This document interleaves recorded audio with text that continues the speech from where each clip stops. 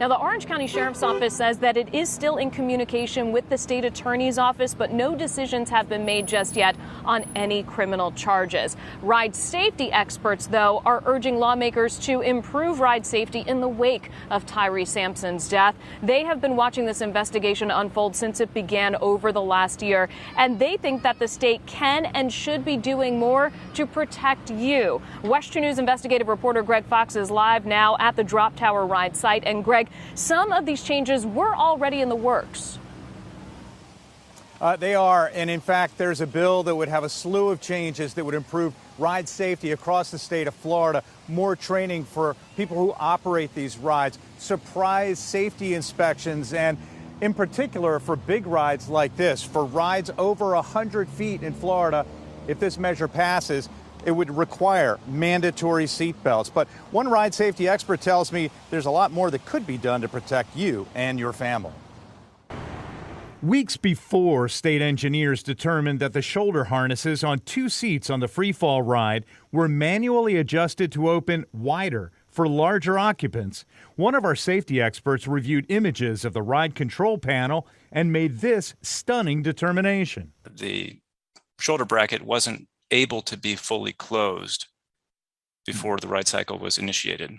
Nathan McDonald of Alpine Engineering and Design was correct. The ride had been adjusted so that the restraint did not have to be fully closed before sending the carriage full of riders more than 400 feet up. Now, a year removed from the fall that ended the life of 14-year-old Tyree Sampson, the owner, Orlando Eagle Drop Slingshot, has paid a $250,000 fine for a slew of violations connected to the fatal fall, and is being sued along with the ride makers. This was an extreme, complete, and total disregard for life safety. Ken Martin is a ride safety consultant licensed in 4 different states. He agrees with the state's assessment that faulted the freefall ride's operator for adjusting the seat in an unsafe manner and that staff were not properly trained. They allowed Tyree onto the ride despite the fact that he weighed roughly 100 pounds more than the maximum recommended weight.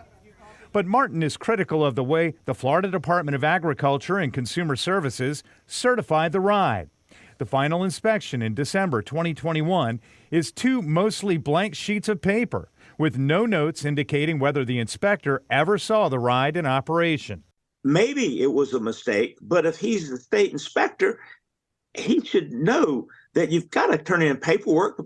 A spokeswoman for the Agriculture Department says there were no deficiencies. Martin also thinks the state needs to revisit the break it gives major theme parks like Disney, Universal, and SeaWorld.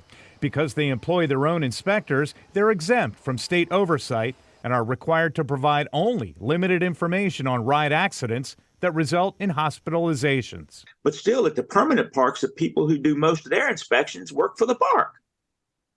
I mean, that's, if that's not a fox guarding a hen house, I don't know what it is. Experts offer this advice for your safety. Do your own inspection of a ride, looking for rust, wear points, and anything that appears unsafe. Watch the ride in operation. Follow size and weight restrictions. And if they're not posted, ask a ride attendant. Check your own restraints to make sure they're secure. Keep arms and legs inside the ride vehicle, and if you see any problems, report them immediately to park management. Other ride experts we've talked with during the past year say that there needs to be a national database and an alert system for when major accidents like this happen. One with serious injury, one with a fatality. And that way, if there's a notification in this database and an alert system, then that means similar rides in other states. And those operators would be immediately notified so that they can look for potential problems to keep all of us, kind of a national safety blanket, keep all of us safer, Michelle.